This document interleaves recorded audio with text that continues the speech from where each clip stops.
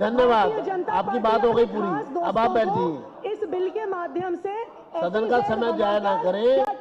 बहुत बहुत धन्यवाद। इस पर मैं चाहूंगी कि दिल्ली की वित्त मंत्री माननीय रेखा गुप्ता जी, दिल्ली की मुख्यमंत्री, जो 5 क्लॉज मैंने बताए हैं उन पर बात करेंगी, अपना जवाब दें। ठीक है, धन्यवाद। माननीय मुख्यमंत्री।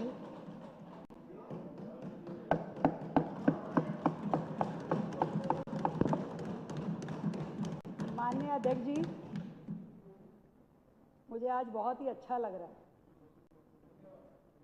माननीय आतिशी जी, जो दिल्ली की पूर्व मुख्यमंत्री रही, फाइनेंस मिनिस्टर रही, आज बड़ी शिद्दत के साथ में इस हाउस में पूरा समय उपस्थित रह के जिस तरीके से कि मुझे ये पूछना है जीएसटी में क्या हुआ, ये अमेंडमेंट क्या है, ऐसे इनके सदस्य कि हमें तो डिबेट चाहिए, हम चर्चा चाहते हैं, जैसे वो पूछ रहे हैं, मुझे इतना अच्छा लग रहा है।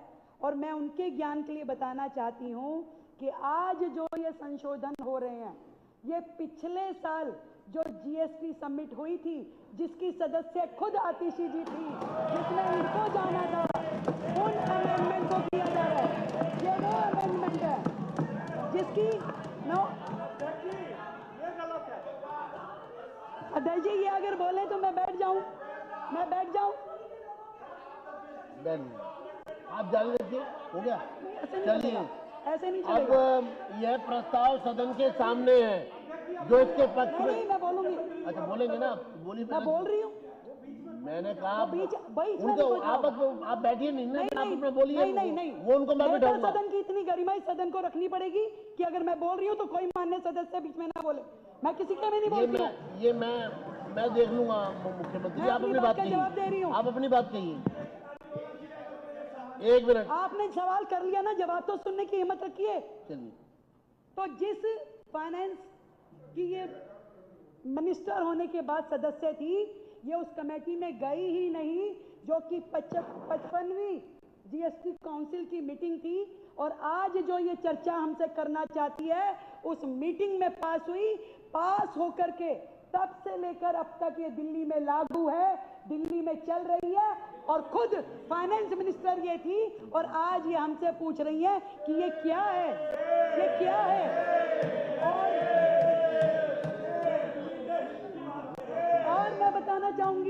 और मैं बताना चाहूंगी, इससे पहले भी माननीय फाइनेंस मिनिस्टर इस काउंसिल की सदस्य हैं, परंतु ये जाती नहीं थी काउंसिल की मीटिंग में। 91 में भी नहीं गई, ये 52 में भी नहीं गई, 53 में भी नहीं गई, 55 में भी नहीं गई। और दिल्ली की जनता। आप साइलेंट रहिए, बैठ जाइए मैडम, आप बैठिए आप। दिल्ली की जनता परेशान होती रही। दिल्ली की जनता जब जवाब मिलता आपको, आप खड़े हो जाते हो। वो आपके बीच में बोलिए, आप बोल रहे थे, वो चुप बैठी थी ना। बैठिए आप, बैठिए आप, परंतु वो आपको बैठिए। चलिए शुरू करिए। परंतु दिल्ली की जनता चाहती थी कि हमारे सुझाव केंद्र की काउंसिल तक पहुंचे। आज भी देती हैं वो सुझाव, परंतु वित्त मंत्री के पास इतनी फुर्सत ही नहीं थी कि वो उस काउंसिल को मीटिंग को जाके अटेंड करें। और ये जो इतना बड़ा रेजोल्यूशन देश का था, जिसमें आर्थिक एकता देश की दिखाई देती थी, केंद्र का जीएसटी, दिल्ली का जीएसटी मिल करके लगातार रिफॉर्म की ओर काम कर रहा था। इतने सारे रिफॉर्म लगातार केंद्र ने दिल्ली के लिए किए और वो लगातार चल भी रहे हैं, परंतु माननीय मंत्री जी, एक्स मंत्री फाइनेंस को इसकी जानकारी ही नहीं थी। मैं जरूर बताना चाहूंगी कि ये जितनी भी संशोधन हैं, जो कि यहाँ पे आज 45 संशोधन पास हो रहे हैं, जिस बात की बात इन्होंने कही है कि भाई सेक्शन 16 इनपुट टैक्स क्रेडिट की बात इन्होंने कही, मैं ये बताना चाहती हूँ, ये तो दिल्ली की जनता के हित में आया है। दिल्ली की जनता के जो भी केसेस 17, 18, 20, 21 तक के थे, उसमें केंद्र सरकार ने समय सीमा बढ़ा दी कि आप अपना कोई भी क्रेडिट का दावा अगर चाहते हैं तो 30 नवंबर 2021 तक रख सकते हैं। ये डेट एक्सटेंड की गई थी, जिसकी जानकारी ये मुझसे पूछ रही है, जो कि इनका कार्यकाल था, इनके कार्यकाल में इन्होंने पूछा। फिर इन्होंने सेक्शन 13 की बात की है, वो भी बताना चाहती हूँ। ये है कि जब एक कंपनी, एक मैन्युफैक्चरिंग यूनिट आपने यहाँ से सामान निकाल करके किसी दूसरी यूनिट में भेजती है, और मान लीजिए वो सामान लेने के लिए मना कर दे, तो उसने वहाँ से सामान भेज दिया, इसने यहाँ से छोड़ दिया, तो वो किसके अकाउंट में उसके ऊपर टैक्स लगेगा? इस सेक्शन में उसे क्लियर किया गया है कि जो सप्लायर है बिल्कुल भी उसके अकाउंट में उसका टैक्स नहीं जुड़ेगा, ये बात कही गई है। ये एक रिफॉर्म है। केंद्र सरकार ने दिल्ली की जनता के लिए, देश की जनता के लिए सरलीकरण किया है। एक एक शब्द को परिभाषित किया गया है। जितने झगड़े जीएसटी में होते थे, उन सारे झगड़ों को निपटान किया गया है। दिल्ली में एपेलेंट अथॉरिटी कौन होगा, उसको डिफाइन किया गया है।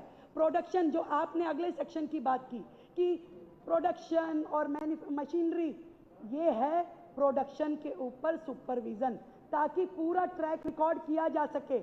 आज केंद्र सरकार ने, जैसे गुटखा की कंपनियां हैं, कितने गुटखे बेच रही हैं, क्या कर रही हैं, क्या सोसाइटी में फैला रही हैं, पता नहीं चलता उसकी क्वांटिटी का। सरकार ने ऐसी मशीनरीज को अप्रूव किया है कि हर गुटखे के पैकेट का उसका इंडिविजुअल नंबर होगा, और उन सारी मशीनरी को चेक एंड बैलेंस करने के लिए ये कानून में संशोधन लाई गया है।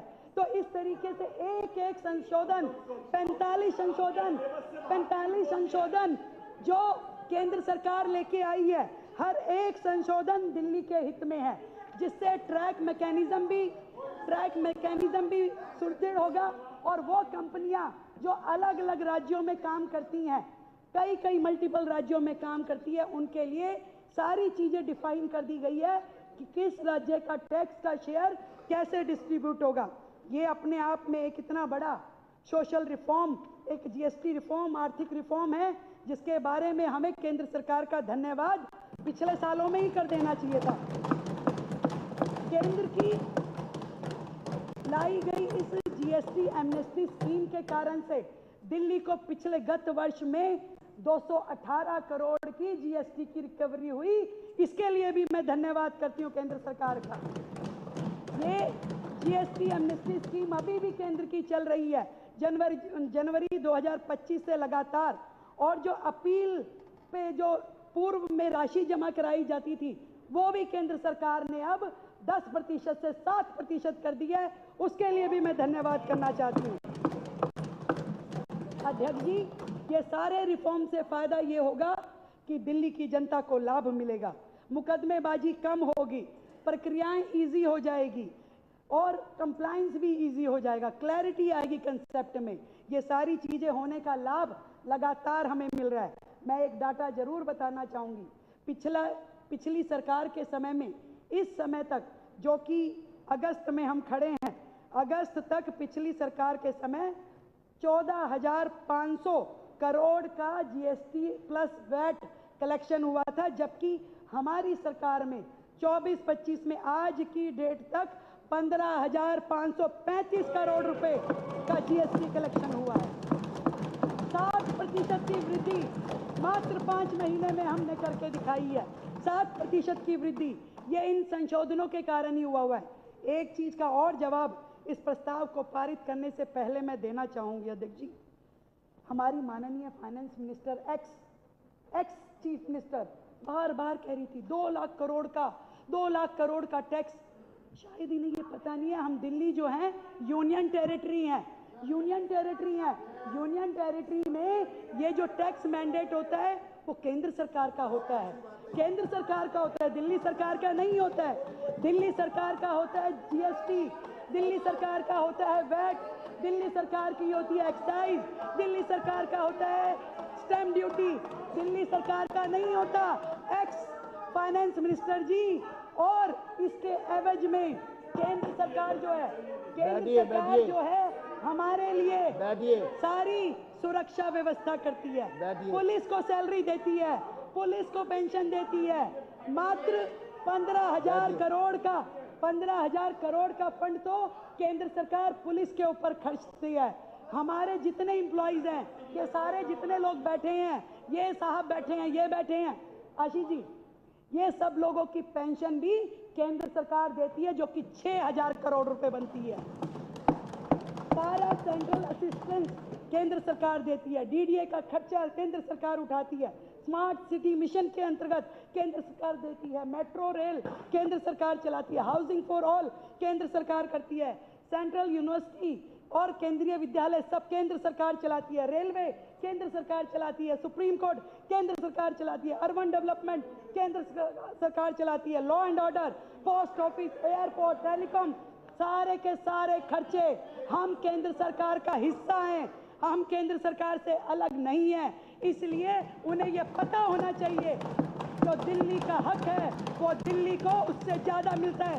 और एक बात कहना चाहती हूँ मैं, तो आप यदि सही से चलते, आप लोग यदि माननीय प्रधानमंत्री जी के साथ में बदतमीजियां नहीं करते, केंद्र सरकार के सामने अच्छे बच्चे के जैसे रहते, तो आपको इससे भी ज्यादा फंड मिलता जितना आपको मिला।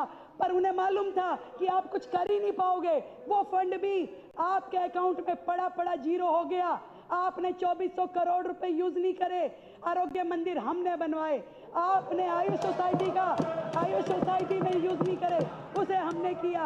मैं तो आज इस बिल को पास करवाते हुए केवल इतना कहना चाहती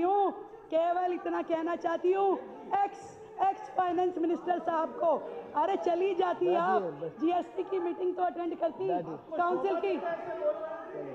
अब आपको शोभा देता है ऐसे बोलना है क्या? खिसियानी खम्बा रोड, आप सीएम रह चुके, शोभा देता है ऐसे बोलना, बार बार खड़े हो जाते हो, आपको शोभा देता है ऐसे? क्या आपको शोभा देता है ऐसे बोलना बार बार? क्या आपको शोभा दे रहा है? सीएम रह चुके, कुछ तो शर्म करो,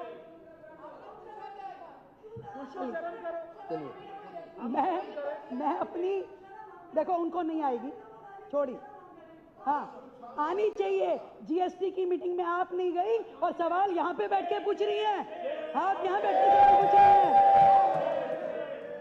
तख्त पे बैठे थे तो आईना साथ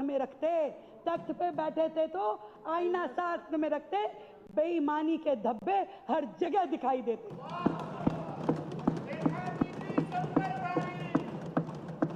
अध्यक्ष जी,